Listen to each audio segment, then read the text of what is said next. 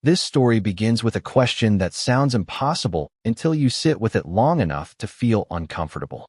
What if the goodbye happened long before anyone died? Not in a courtroom, not at a crime scene, not even on the night everything ended. What if the real farewell was spoken quietly, years earlier, behind closed doors, inside a family that looked untouchable from the outside? Because that's what makes this case so disturbing. Not the blood, not the headlines, not even the sentence that would later echo through a silent courtroom. It's the idea that everyone involved may have known this ending was coming and chose to walk toward it anyway. From the street, the Reiner estate looked like safety made of stone and glass. A gated hilltop property, tall hedges, cameras angled just right. The kind of place people point to and say, nothing bad happens there. Before we continue, please hit the like button, subscribe to the channel, and turn on the notification bell for updates. Fame lived there. Money lived there. Legacy lived there. And on the night everything fell apart, silence lived there too. You've heard stories like this before. Or at least you think you have. The famous family. The troubled child. The crime that shocks the public and feeds the internet for years. But this one refuses to sit neatly inside that familiar box. Because this case isn't about a single violent act. It's about something slower, something quieter, something far more uncomfortable. Loyalty. The kind that binds. The kind that blinds. The kind that destroys everything it claims to protect. Let me ask you something. If you knew something terrible was going to happen, and you had the power to stop it, but stopping it meant destroying your family forever, what would you do? Would you speak? Or would you stay silent and hope fate made the choice for you? That question sits at the center of everything that followed. Before the police tape, before the forensic reports, before one son was labeled a killer and another would be branded something far more complicated. An accomplice. But we're getting ahead of ourselves. Because to understand how this family unraveled, you have to understand how carefully the illusion was built. Rob Reiner wasn't just successful. He was revered. A filmmaker whose work shaped generations. A public figure known for warmth, humor, and moral clarity. Someone who spoke often about values. About justice. About empathy. About doing the right thing even when it's hard. People trusted him. They trusted the image. They trusted the family photos. They trusted the laughter during interviews and the stories about dinners, holidays, and normalcy. And Michelle, his wife, was the quiet counterbalance. Elegant, private, protective. The kind of presence that holds a household together without needing the spotlight. Together, they represented something people desperately want to believe in. That success doesn't rot the soul. That wealth doesn't poison families. That love, if you nurture it long enough, protects you from the worst parts of human nature. Their home became a symbol of that belief. A place where friends gathered, where careers were celebrated, where the past felt safely tucked away. But symbols are fragile things. They crack under pressure. They fracture under secrets. And when they shatter, they cut everyone nearby. The Reiners had two sons. Two very different paths. Two very different ways of surviving the same household. Nick was the one people worried about. Volatile. Emotional. Intense. The kind of personality that burns hot and fast. He struggled publicly. Arguments followed him like a shadow. His presence filled rooms in ways that made people uneasy. Jake was the opposite. Quiet. Observant. Almost invisible.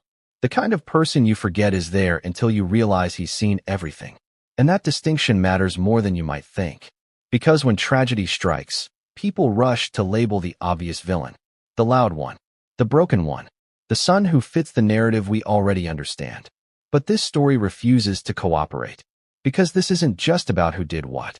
It's about who watched, who knew, and who chose silence as a strategy. On paper, the Reiner property was divided neatly. Main house, guest house, distance measured in steps, not miles. But emotional distance doesn't obey property lines. Nick lived in the guest house, close enough to be present, far enough to be separate. A decision that, at the time, seemed practical, reasonable, even compassionate. Space can heal, people said. Boundaries are healthy, but space can also become a warning sign no one wants to read. Especially when it allows problems to exist without confronting them. Especially when it creates a place where resentment can grow unchecked. Especially when everyone convinces themselves that keeping the peace is the same thing as fixing the problem. From the outside, Everything still looked intact. Appearances were maintained. Events were attended. Careers moved forward. But inside the family, something had shifted. Conversations became careful. Silences became longer. Unspoken rules replaced honesty. And Jake noticed all of it. He noticed the tension that snapped without warning. The way arguments ended abruptly when someone else entered the room. The way certain topics were never discussed at the dinner table. He learned something early. In this family, survival meant reading the room. And in some families, the greatest skill you can develop is knowing when not to speak. That skill would later become the most damning detail of all. The final weekend didn't begin with screaming or slammed doors. It began quietly. Too quietly. There were plans, messages, normal routines that now feel sinister only because we know how they end. Neighbors noticed nothing unusual. Friends received no warnings. The world continued moving forward, blissfully unaware that a breaking point had finally arrived. And somewhere between routine and rupture, choices were made. Some loud, some invisible. By the time the first call was placed, it was already too late to pretend this was an accident. First responders would later describe the scene in careful, professional language. But behind those words was confusion. This wasn't random. This wasn't forced entry. This wasn't chaos. This was personal. And as investigators began reconstructing the timeline, one question kept surfacing again and again. Who knew what and when? Because the physical evidence told one story. But the family dynamics told another. And those two stories refused to line up neatly. Nick was arrested quickly. The narrative snapped into place with terrifying ease. The troubled son, the proximity, the history. It made sense. Too much sense. But then came the details that didn't fit. The timing that raised eyebrows. The movements that suggested more than one set of eyes on the situation. The silences that felt heavier than any confession. And slowly, almost reluctantly, attention began to shift. Not away from Nick, but toward Jake. The son who didn't argue. The son who didn't explode. The son who never seemed surprised. What did he know? What had he seen? And why, when given multiple opportunities to speak, did he choose not to? This is where the story becomes uncomfortable. Because it asks a question most people don't want to answer. Is doing nothing ever the same as helping? Is silence a form of participation? And at what point does loyalty turn into complicity? By the time prosecutors would later utter the word accomplice, the family was already gone in every way that mattered. But the true unraveling didn't happen in a courtroom. It happened in moments no camera recorded, in conversations that never took place, in warnings that were never given. And when detectives finally turned their attention toward the guest house, they realized something chilling. This case wasn't about rage. It was about restraint. It was about what happens when everyone waits for someone else to act. Proof that success didn't have to corrupt. Proof that Hollywood didn't always chew people up. Proof that you could build a legacy without destroying your home in the process. Rob Reiner became a symbol long before he became a suspect's father. His films weren't just successful. They were reassuring. Stories about humanity, humor, moral clarity. Characters who made mistakes but learned. Families that broke and healed within 2 hours. End credits that left audiences feeling lighter than when they walked in. That public persona followed him everywhere. Interviews painted him as thoughtful, grounded, almost immune to the excesses that swallowed so many others in his industry. He talked about values the way people talk about religion. Earnestly, calmly, with conviction. And people believed him. Because belief is easier when it aligns with what we want to be true. Michelle Reiner was less visible, but no less important to the myth. She didn't court attention. She didn't chase relevance. She existed in the background of photographs, smiling softly, hand on Ron's arm, as if anchoring him to something real. Friends described her as protective, loyal, deeply invested in keeping the family together at all costs. That last part would matter more than anyone realized. The estate in Brentwood wasn't just a home. It was a statement. High hedges, long driveway, stone walls that muffled the outside world. The kind of place that whispered privacy even to people who had no business being there. Inside, everything was curated but warm. Not flashy, not cold. Lived in luxury. Family photos lined the halls. Awards sat casually on shelves, almost as if to say, yes, these matter, but not more than us. Dinner parties were common. Conversations flowed easily. Laughter echoed through rooms designed to hold it. And yet, even in the most perfect photographs, something was always just slightly off. The smiles didn't always reach the eyes. The body language hinted at distance. The warmth felt practiced. People close to the family would later admit something they never said out loud at the time. There was tension, not explosive tension, not the kind that sends people running. The quieter kind. The kind that hums beneath the surface, never quite resolving, never quite erupting. The kind you learn to live with. Ron and Michelle had built a family that functioned by avoidance. Problems weren't confronted head-on. They were softened, redirected, postponed. Everyone knew where the lines were, and everyone knew not to cross them. Especially the sons. Nick, the younger son, tested those lines constantly. He felt everything intensely. Anger, disappointment, rejection. His emotions filled space whether people wanted them to or not. When he felt slighted, the house felt it. When he spiraled, everyone adjusted. There were arguments, raised voices, doors slammed hard enough to shake the walls. And then there would be apologies, long conversations, promises that this time things would change. They rarely did. Jake, the older son, watched all of it. He learned early that attention came at a cost. That being loud invited scrutiny. That peace, even if fragile, was rewarded. So he became easy. He didn't push. He didn't demand. He didn't challenge. At least not openly. Teachers described him as polite. Friends described him as reserved. Family members described him as dependable. But dependable is often just another word for invisible. And invisibility can be a powerful survival strategy. As the years passed, the gap between the brothers widened. Nick's struggles became harder to ignore. His presence in the main house grew strained. Arguments escalated faster. Resolutions lasted shorter. Eventually, the decision was made. Nick would move into the guest house. It was framed as independence, a chance to reset, a way to give everyone breathing room. And on the surface, it worked. The main house grew calmer. Dinners became quieter. Tension diffused just enough to be manageable. But something else happened too. Nick became isolated, close enough to feel the family's presence, far enough to feel excluded. That kind of proximity can be cruel. It reminds you of what you don't have. Jake remained in the main house. The quiet son, the steady one. The one who didn't cause trouble. From the outside, the arrangement made sense. From the inside, it created a fault line. Because when you separate conflict instead of resolving it, you don't remove the danger. You just move it somewhere else. The family continued presenting a united front. Public appearances, holiday gatherings, carefully curated moments that reinforced the image. But behind closed doors, communication grew increasingly indirect. Michelle became the buffer, the translator, the peacekeeper. She managed moods, smoothed over conflicts, spoke for others when they wouldn't speak for themselves. Ron leaned into his work, projects, interviews, causes, anything that reinforced the version of himself the world loved. Jake stayed quiet. Nick grew angrier, and no one addressed the question sitting silently between them. What happens when this stops working? Friends noticed changes. Conversations became shorter. Invitations declined. Energy shifted. Some sensed something was wrong, but didn't press. After all, who questions a family that looks like it has everything under control? That's the danger of appearances. They discourage curiosity. They tell people not to look too closely. As the final months approached, the signs became harder to ignore. Nick's behavior grew more erratic. His resentment more visible. He spoke openly about feeling pushed aside, forgotten, treated like a problem to be managed rather than a son to be helped. Jake heard all of it. He heard the complaints.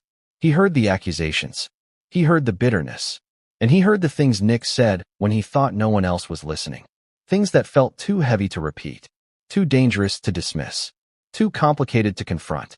Jake faced a choice long before anyone died. He could speak up. He could force a reckoning. He could shatter the fragile peace holding the family together. Or he could stay quiet, trust that things wouldn't go too far, hope that someone else would intervene, convince himself that this wasn't his responsibility. Silence is seductive like that. It feels neutral. It feels safe. It feels like doing nothing. But doing nothing is still a decision. And sometimes, it's the most consequential one of all. The night everything ended didn't arrive out of nowhere. It arrived after years of avoidance.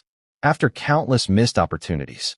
after everyone convinced themselves that love meant endurance rather than action. When police would later walk the property, they'd comment on how peaceful it felt. Too peaceful. A place designed to hide noise. A place where screams wouldn't travel far. A place where secrets could live comfortably. As investigators pieced together the family's history, a disturbing pattern emerged. This wasn't a family that exploded. It imploded. Slowly. Quietly. Inevitably. And the more they learned, the clearer it became that the night of the crime wasn't the beginning of the story. It was the end, because long before blood was spilled, the goodbye had already been spoken. Not in words. In silence. And the question that now hung over everything was no longer who lost control. It was who watched it happen and let it. But the true test of that silence wouldn't come from memories or speculation. It would come from evidence. And when detectives finally shifted their focus away from the obvious suspect and toward the one no one questioned, the case took a turn that would redefine everything. When you look at a family from the outside, you see shapes, lines, and colors. You see smiling faces in photographs, a neat driveway, a house that looks lived in but immaculate. You see success, comfort, and privilege, but you don't see the undercurrents, the hidden streams that carry resentment, jealousy, and fear. And in the Reiner household, those currents were deep, wide, and dangerous. Nick and Jake, two sons, two lives, two approaches to the same storm. Nick was the fire, always the fire. He entered a room, and energy shifted. You felt it in the air, in the tension in someone's shoulders, in the subtle recoil of people accustomed to calm. He had an intensity that was magnetic and terrifying at the same time.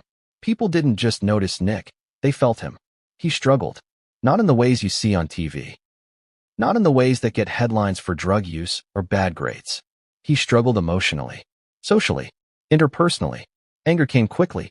Reconciliation took longer than anyone expected. One day he'd be apologetic, the next he'd be explosive.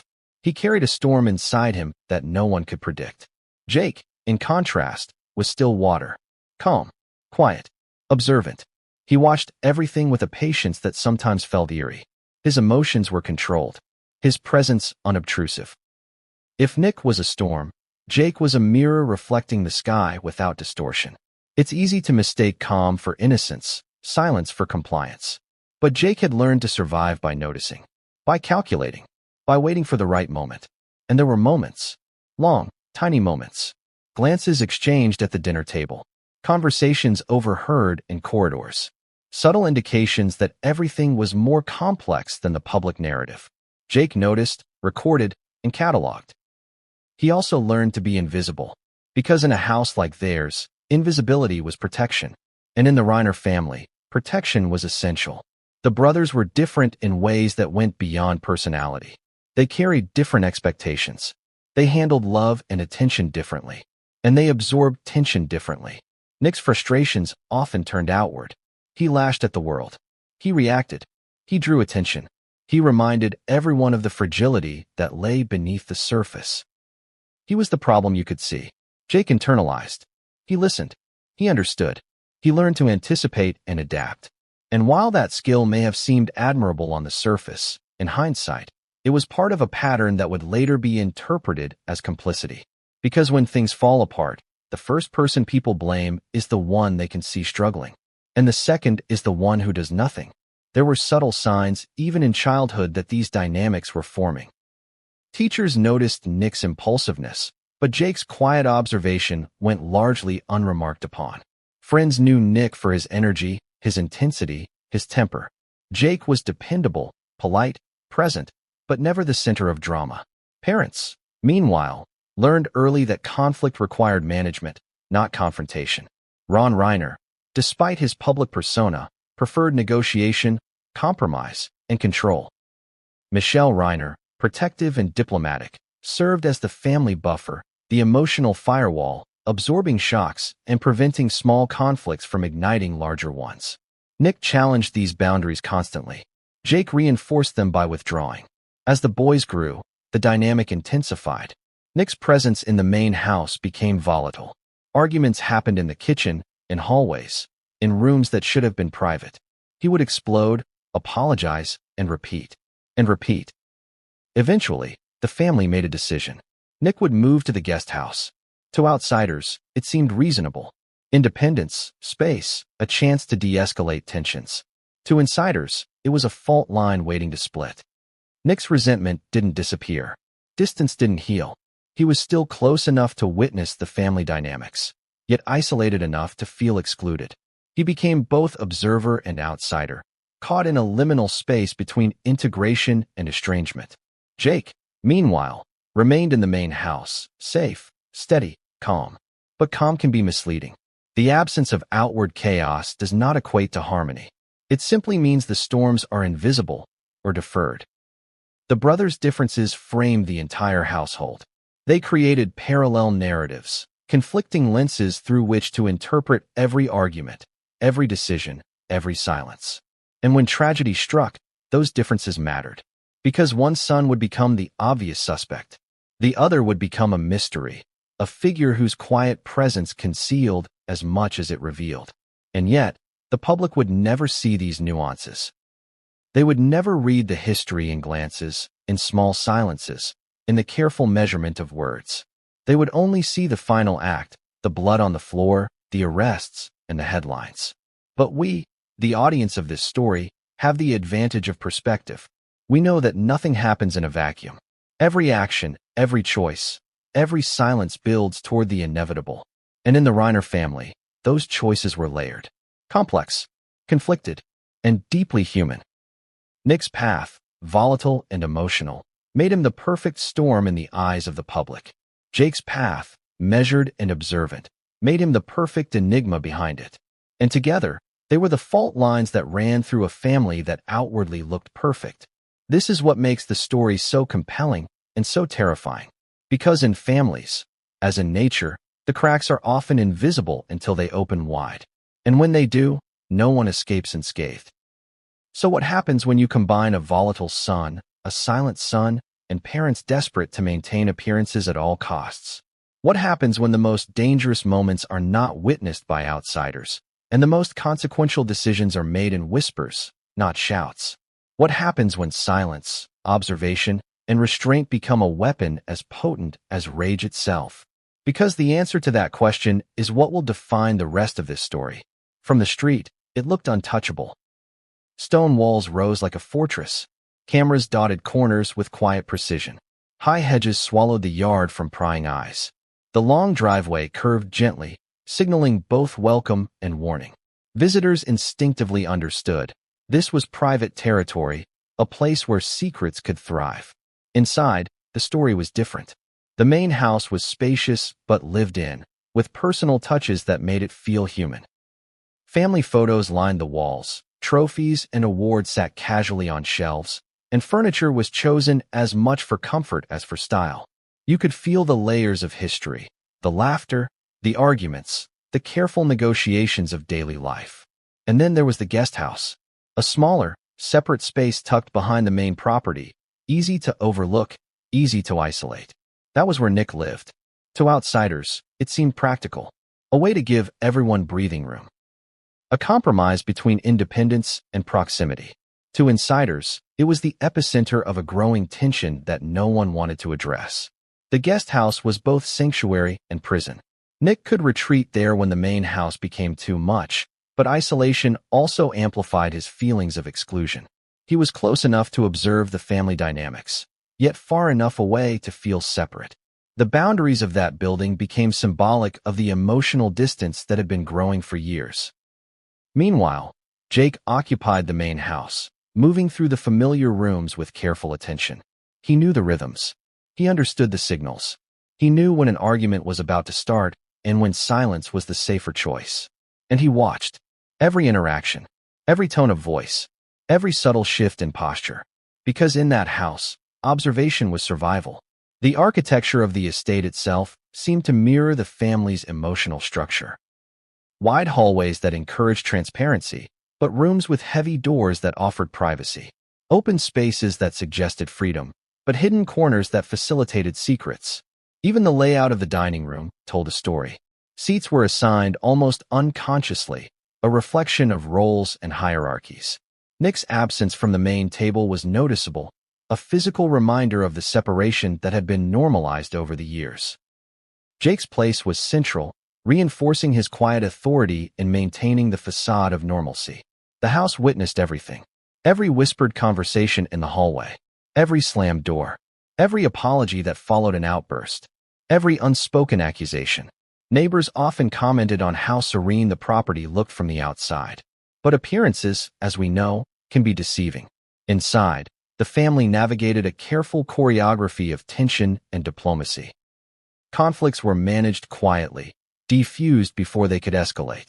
Arguments were rerouted, silences maintained, and the delicate balance of appearances preserved. But as any psychologist will tell you, unaddressed tension doesn't vanish. It accumulates. It finds cracks to seep through. And in the Reiner home, those cracks were widening. The guest house, while physically separate, became a lens through which the entire family could be observed. It was a vantage point, a shield, and a prison simultaneously. Nick's presence there created new dynamics. Conversations had to be measured, interactions calibrated. The family had to pretend that space equaled resolution. But distance alone could not resolve years of accumulated resentment. Jake, always the observer, understood this implicitly. He saw how the main house operated as a controlled environment. He understood how proximity could escalate or diffuse tension. He knew the guest house wasn't just a residence. It was a pressure valve, a warning system, and eventually, a stage for the events that would come. The estate itself became a silent character in the story, shaping behaviors and influencing decisions. The way rooms connected, or didn't connect, dictated interactions. The hidden corners provided spaces for secrets. The open areas required performance. Every step taken on the property had implications, whether the family realized it or not. As the days and weeks unfolded leading up to the final weekend, the estate's design played a subtle but significant role. It allowed for moments of confrontation and retreat, for both observation and isolation. The spatial relationships mirrored the emotional distances within the family. And when investigators would later map the movements of each family member, they would note the significance of these spaces. Every hallway, every door, every line of sight mattered. Because in a house like this, the architecture doesn't just house life, it dictates it. And what came next would reveal just how influential those walls had been. The final weekend began quietly. Too quietly. No alarms. No dramatic confrontations. No warnings for the neighbors. Just routine. Schedules.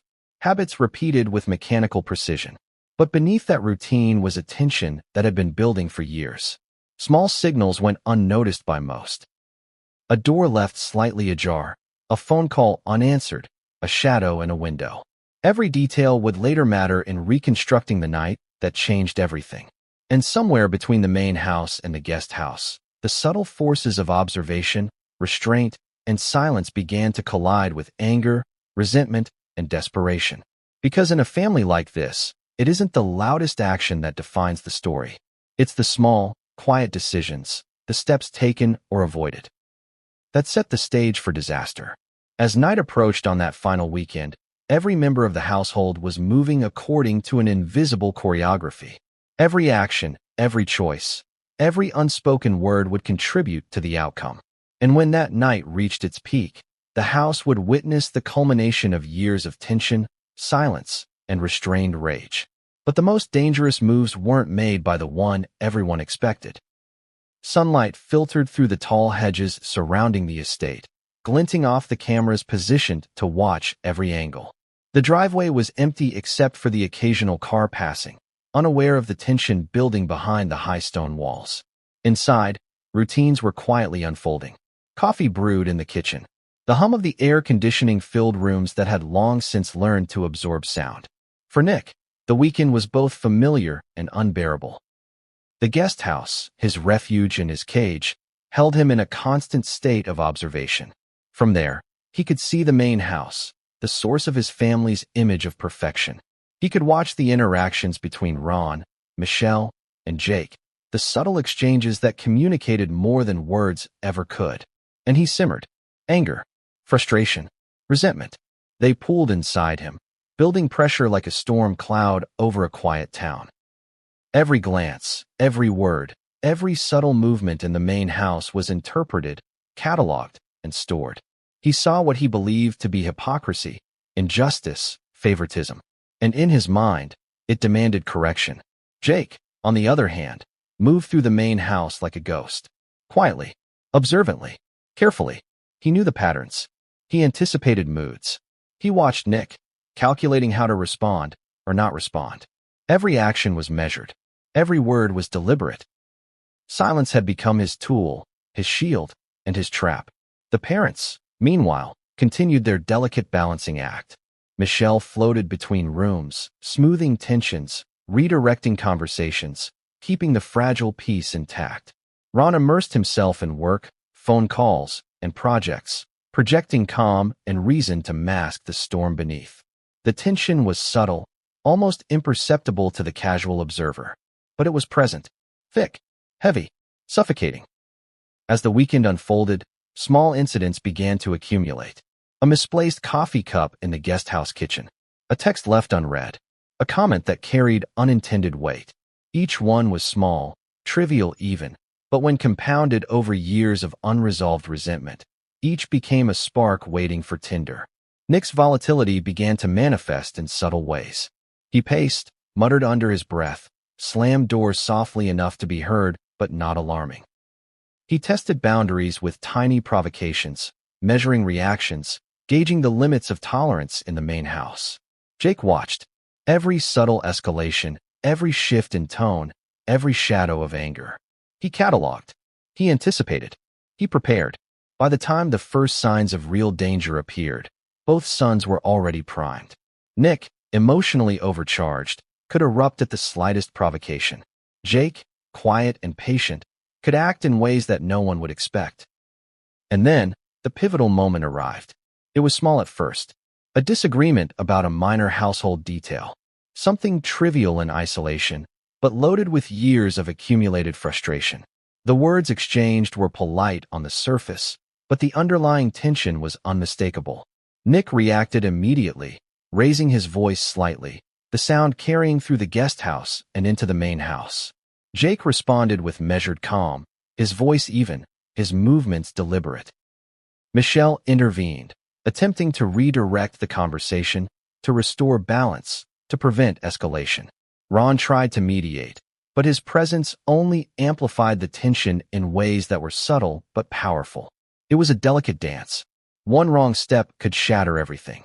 And in hindsight, that step came quickly. The disagreement escalated, subtle provocations stacking like bricks in a precarious tower. Anger flared. Words sharpened. Body language became threatening. The calm facade of the main house began to crack. Neighbors were unaware. Friends received no warning. The estate remained serene from the outside. But inside, the undercurrents of resentment, loyalty, and suppressed rage were converging. It was in this context that choices were made. Choices that would define the trajectory of the weekend and eventually, the family's fate. Jake continued to observe. Carefully, silently. Every glance, every gesture noted. He understood the power of restraint. He understood the weight of silence. And yet, he also understood that neutrality was no longer an option. Nick's volatility was increasing. His movements became sharper, more deliberate. Every reaction was amplified by the years of perceived neglect and isolation. And then the storm broke. A single action, minor in isolation, triggered a cascade of responses. Emotions, long suppressed, erupted. Words became weapons. Gestures became threats. The household, long accustomed to manage tension, could no longer contain the energy. And yet, even as chaos unfolded, Jake maintained an eerie calm, observing, measuring, preparing, because he understood something critical. In families like his, the line between observation and participation is thin. One step forward or back can change the outcome entirely. The final weekend wasn't violent at first. It was a culmination of subtle, long-term dynamics. Resentments, silences, manipulations, and unspoken expectations.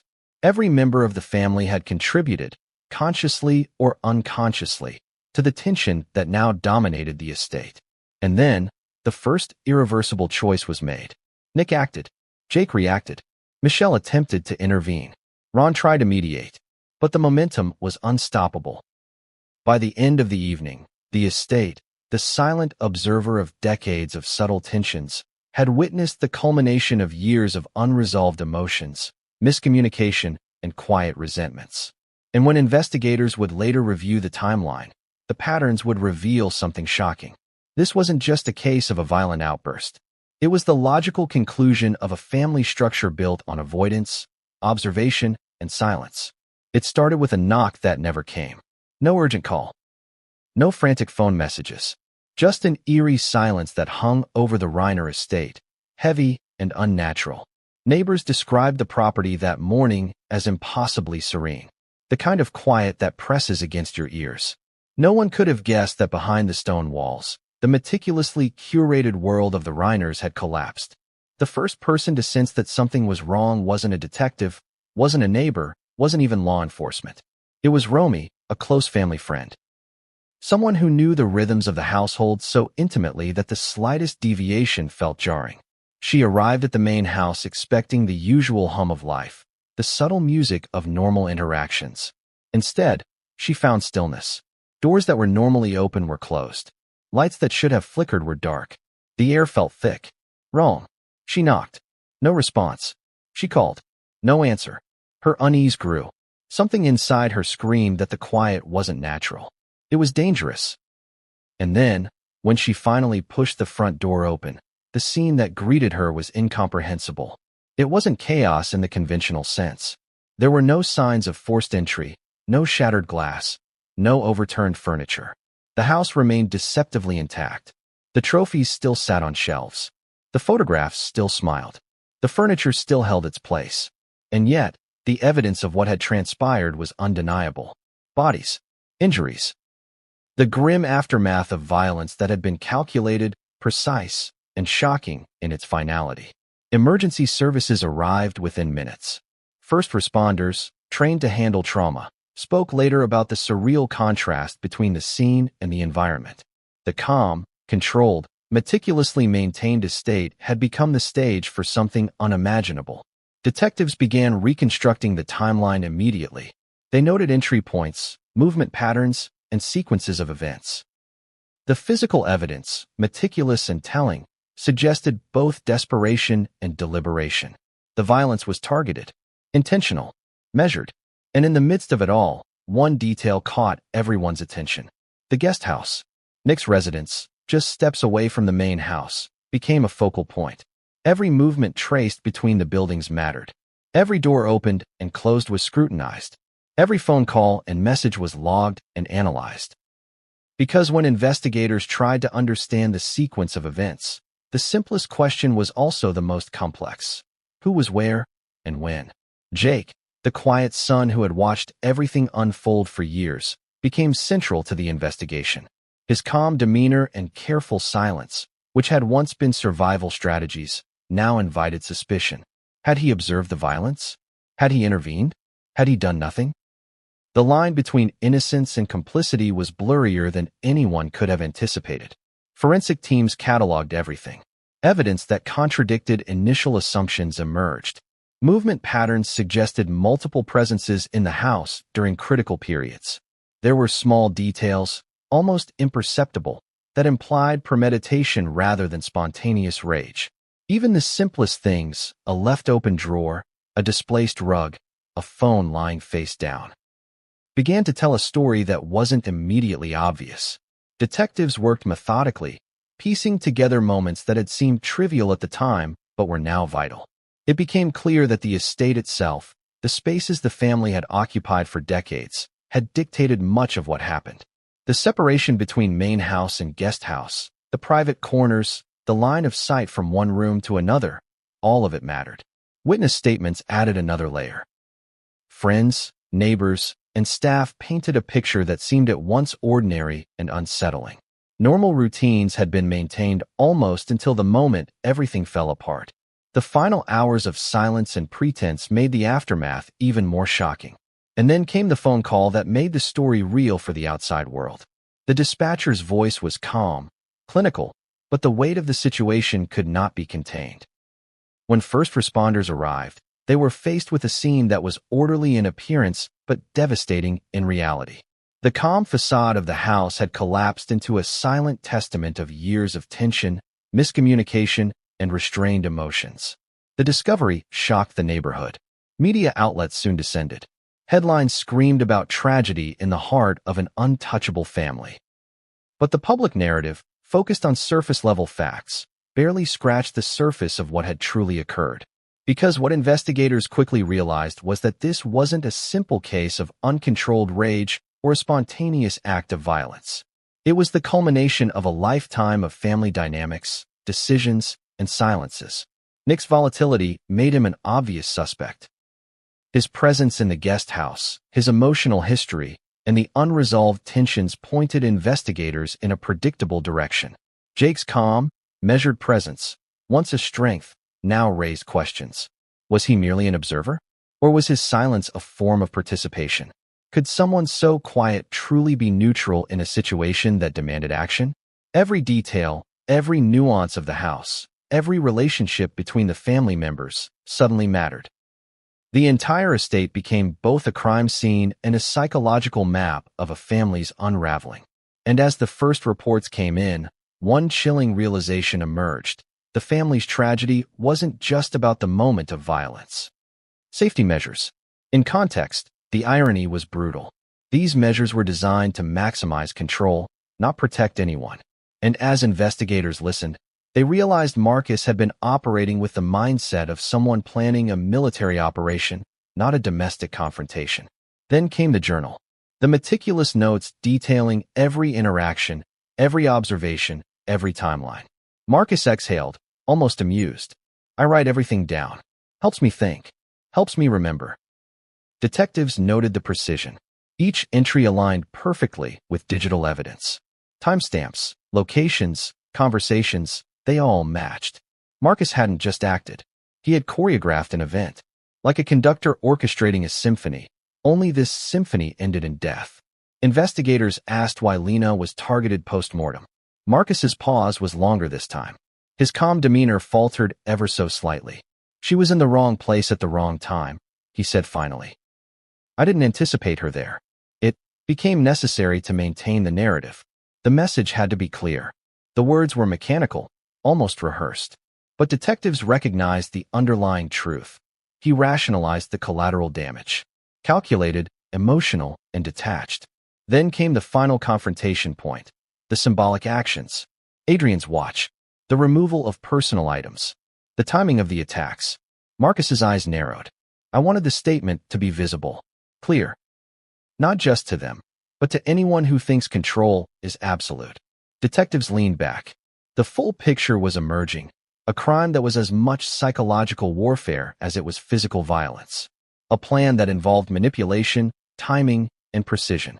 A person who had weaponized both environment and relationships to execute a narrative of dominance.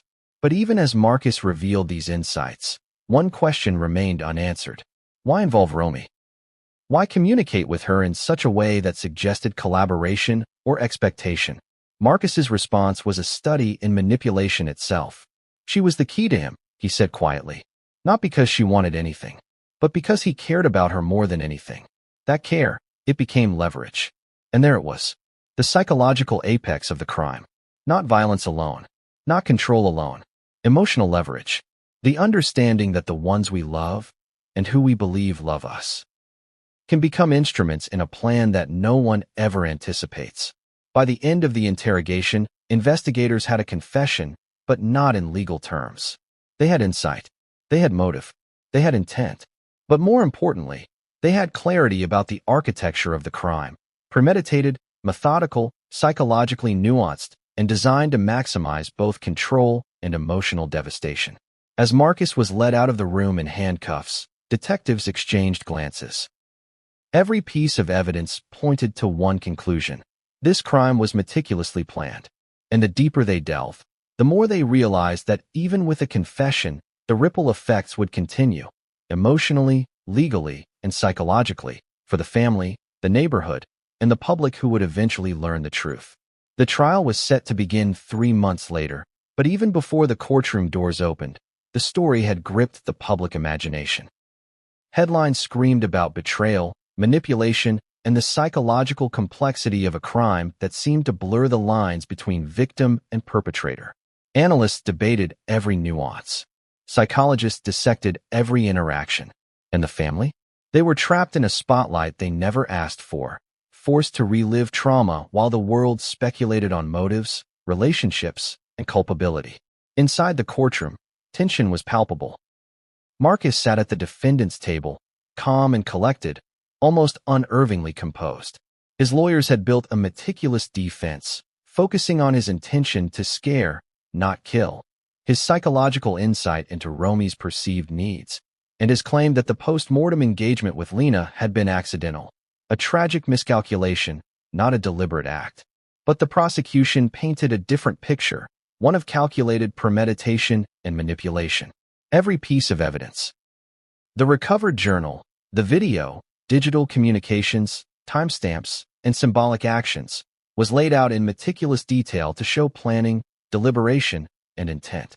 As the opening statements concluded, jurors faced an almost cinematic narrative: a trusted aide, a conflicted daughter, a powerful father, and the deadly intersection of trust and manipulation. The prosecution emphasized the deliberate nature of the crime, the careful choreography, and the psychological manipulation of Romy. They highlighted Marcus's detailed planning and post-event behavior, arguing that he had weaponized knowledge, environment, and relationships to execute a deadly plan. During witness testimony, the complexity of the family dynamic emerged. Friends, former employees, and associates described Adrian as controlling, meticulous, and highly influential, with a personality that demanded loyalty. Lena was portrayed as the emotional anchor, the one who quietly managed tensions and maintained appearances. And Romy, caught in the eye of a storm she never fully understood, was depicted as vulnerable, manipulated, and deeply conflicted. Each narrative added layers to the psychological portrait of the crime, illustrating how power, loyalty, and expectation could converge into tragedy. Forensic experts detailed the post-mortem evidence with clinical precision. They described the sharp force injuries, the timing, and the post-mortem engagement with Lena. They explained how the removal and placement of Adrian's watch indicated premeditation and symbolic intention. The jury was shown surveillance footage, timestamps, and recovered digital messages that connected Marcus to the planning and execution of the crime. The careful choreography became undeniable. But perhaps the most unsettling moment came during the cross-examination of Marcus himself. Calm and articulate, he repeated that his goal had been to scare, not kill. He admitted to planning, to psychological manipulation, and to controlling the environment, but denied malicious intent. His answers were measured, precise, almost rehearsed. And yet, each admission revealed the full scope of his psychological orchestration, the orchestration of fear, of influence, of absolute control over the family dynamic. Outside the courtroom, media speculation reached a fever pitch. Analysts dissected Marcus's behavior, legal experts debated potential outcomes, and the public wrestled with moral and ethical questions. Could psychological manipulation alone constitute criminal liability if death occurred as a consequence? How responsible was Romy, given her awareness and tacit trust? And how does the legal system interpret a crime so meticulously orchestrated that intent, timing, and outcome are intertwined across multiple actors? During the trial, the recovered journal became the centerpiece of evidence. Pages upon pages of notes revealed Marcus's thought process, planning, and rationale. The prosecution argued that the journal demonstrated conscious intent, careful calculation, and premeditation. The defense countered that it reflected planning to scare, not kill, and that Marcus had not foreseen the deaths. The tension between these interpretations became the core of the courtroom drama, leaving jurors to navigate a labyrinth of psychology, motive, and action. Psychologists were called to testify on the influence of manipulation, power dynamics, and psychological coercion. They explained how Romy's perception of authority, trust, and family hierarchy could have been weaponized without explicit coercion. The testimony painted a vivid picture of vulnerability and influence, making the jury confront questions of moral responsibility alongside legal culpability. Then came the testimony of digital forensic experts. Messages were displayed, timestamps highlighted, deleted files recovered. Evidence of premeditation, expectation, and psychological manipulation became impossible to ignore. Each piece strengthened the prosecution's argument. Marcus had orchestrated not just a crime, but an emotional and psychological event designed to assert dominance and communicate a clear message. But despite the overwhelming evidence, the trial was far from predictable. The defense introduced doubt, questioning interpretations of intent, timing, and psychological influence. Was the post-mortem engagement truly deliberate? Did Romy's tacit awareness constitute complicity? Could emotional manipulation constitute legal responsibility? Jurors were forced to confront ambiguity, moral complexity, and the intricate intersection of law and psychology. The trial's mid-phase introduced a pivotal moment, a forensic reenactment of the timeline. Investigators reconstructed the night of the murders in meticulous detail, aligning timestamps, movements, and interactions. Jurors witnessed the choreography of control, the timing of events, and the careful orchestration of each action. It became clear that this was not a spontaneous act, but a deliberate sequence executed with precision. And then came the most dramatic revelation yet. A previously overlooked piece of digital evidence emerged, an encrypted message between Marcus and an unidentified contact, suggesting premeditation that extended beyond Romy's involvement. The message implied coordination, psychological anticipation, and strategic planning. This revelation electrified the courtroom, reinforcing the prosecution's case that the crime was meticulously calculated and symbolically charged. As the trial moved toward closing arguments, the narrative was unmistakable. Marcus had planned, manipulated, and executed a crime designed to control, intimidate, and dominate. Romy's role, while complex and nuanced, could not be ignored. The jury was faced with a story of power, betrayal, and the terrifying consequences of psychological manipulation intersecting with lethal action. And yet, despite the clarity of evidence, one question lingered, one that would define the trial's emotional and psychological impact: the human cost. Not just the lives lost, but the emotional devastation of family, the lingering trauma, and the societal implications of a crime orchestrated with such precision and cold calculation. Because in the end, justice would not only be about conviction or acquittal. It would be about understanding the architecture of a crime that weaponized trust, authority, and emotional bonds in a way that forever altered the lives of everyone involved. The courtroom was silent as the jury filed back in for deliberations. Weeks of testimony, evidence, and expert analysis had culminated in this moment.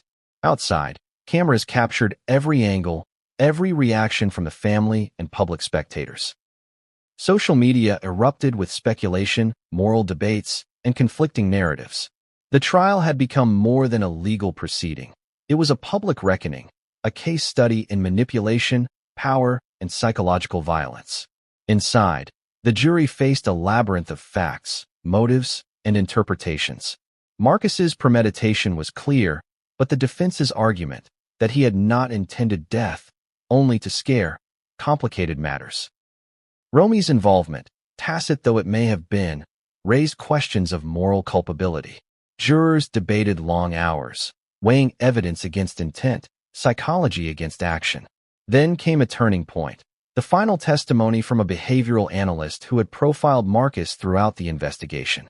They explained the significance of his actions, not just the physical act of murder, but the psychological orchestration.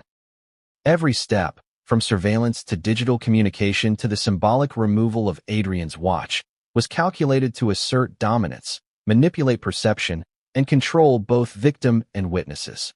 The analyst emphasized one chilling concept: Marcus had weaponized trust.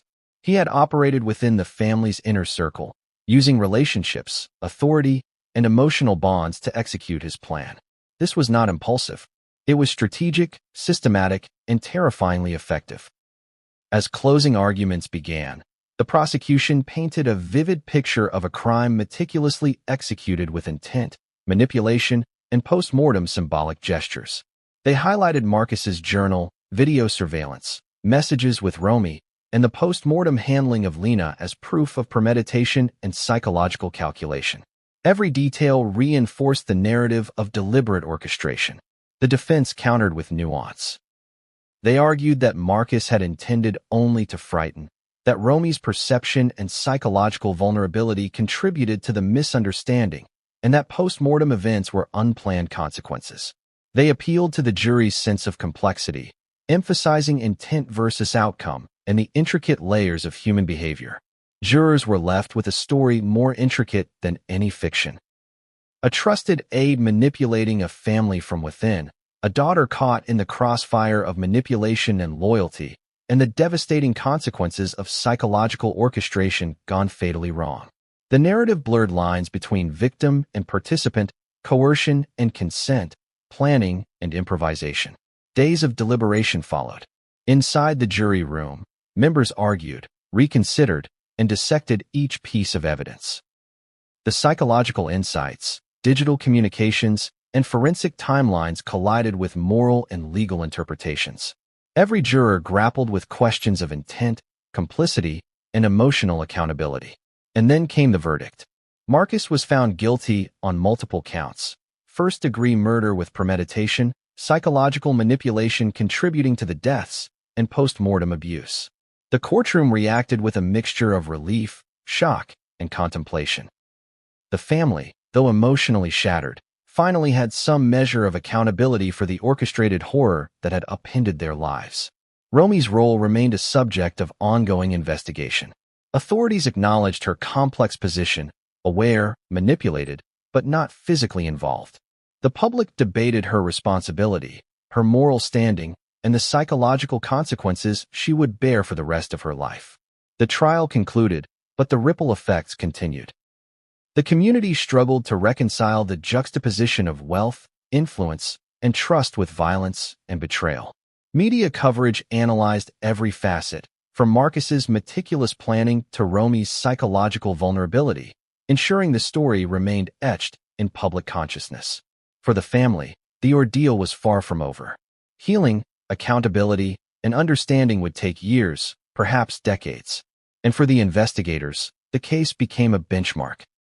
A study in how psychological manipulation, emotional leverage, and meticulous planning could converge into a crime that was as much about control as it was about violence.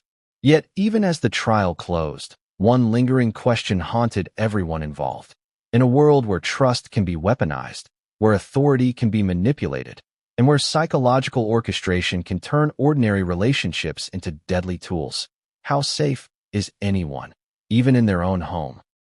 The aftermath of the trial was as complex as the crime itself. For the Reiner family, life would never return to normal. The public scrutiny didn't end when Marcus was sentenced, it intensified. News outlets dissected every interaction, every decision, and every word spoken during the trial. Social media became a battleground of speculation, judgment, and moral debate. Friends and acquaintances offered their opinions, many unknowingly adding to the family's trauma. Romy faced her own unique challenges. Though not legally charged, she carried the emotional weight of knowing she had played a role, however passive, in the events that unfolded. Psychologists working with her emphasized the complexity of trauma compounded by guilt and manipulation. Romy's life became a delicate balance between processing grief, understanding her complicity, and reclaiming her identity outside of the tragedy. Counselors noted several patterns common in such cases: hypervigilance, difficulty trusting others, and lingering fear that similar manipulation could occur again. Romy's experience underscored a profound truth: psychological orchestration can inflict as deep a wound as physical violence, particularly when it emerges from someone you trust implicitly. Meanwhile, the investigation into Marcus's broader network revealed unsettling patterns. Over the past decade, he had embedded himself in the lives of other families and high-profile individuals, often gaining trust, learning intimate routines, and leveraging emotional connections for personal gain. While most interactions did not escalate to violence, they revealed a systematic pattern of manipulation and psychological influence. Marcus's actions in the Reiner household, while extreme, were consistent with his broader behavioral profile. Law enforcement agencies began using the case as a reference point for training. Detectives studied the meticulous orchestration, the the manipulation of trust, and the psychological dynamics involved. The case became a benchmark for understanding how long-term access, insider knowledge, and psychological leverage can be weaponized to deadly effect. The public, however, remained captivated not just by the crime, but by the human drama at its center. Commentators debated morality, family dynamics, and the ethics of manipulation. Was Romy a victim or an enabler? Could someone coerced emotionally truly be free from responsibility? The questions challenged conventional notions of culpability and highlighted the nuanced interplay between psychology and justice. In private, the Reiner family worked to reclaim their lives. Rituals of remembrance were established for Adrian and Lena, combining grief, honor, and reflection. Mental health professionals emphasized the importance of narrative control, allowing family members to tell their story on their own terms, without distortion from media sensationalism. For the law, the case prompted policy discussions about insider manipulation, digital evidence, and post-mortem behavior in criminal investigations. Experts analyzed Marcus's methods to understand patterns of premeditation, timing, and symbolic action, applying lessons learned to ongoing and future cases. Yet, even as justice had been served in court, the psychological consequences were far-reaching. Romy's recovery, the family's healing, and the community's processing of the events would extend for years. Trust, once weaponized, leaves an indelible scar that legal outcomes alone cannot erase. The final reflection emerged slowly as the dust settled and the trial receded from headlines. The story was not only one of crime, but of human vulnerability, the dangers of misplaced trust, and the consequences of emotional manipulation.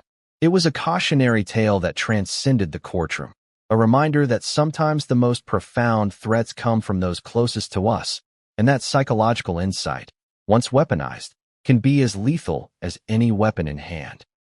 With the courtroom battles behind them and Marcus convicted, the Reiner family faced the daunting task of navigating life after trauma. The days, weeks, and months that followed were suffused with grief, reflection, and an urgent need to reclaim some semblance of normalcy. Every corner